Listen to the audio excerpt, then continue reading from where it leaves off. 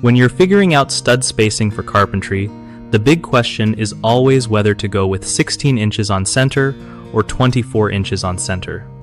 Okay, so here's the lowdown on that. 16 inches on center is basically the standard because it gives your walls solid strength and works with most sheathing materials like drywall or plywood without any weird gaps. If you switch to 24 inches, you save some wood and cash, but you gotta make sure your wall sheathing and insulation can handle that wider spacing without sagging or losing heat efficiency.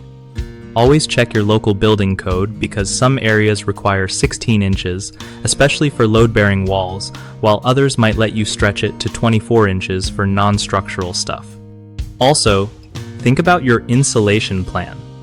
Wider spacing means you might need thicker or specialized insulation to keep things cozy.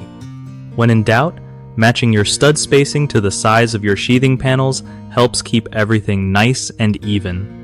And if you're doing something like a garage or shed where loads aren't huge, 24 inches might be just fine. One of the most common mistakes with stud spacing is ignoring local building codes, which can lead to walls that don't pass inspection or worse, aren't safe. Make sure you always check those rules first. Another issue is mixing stud spacing with incompatible sheathing.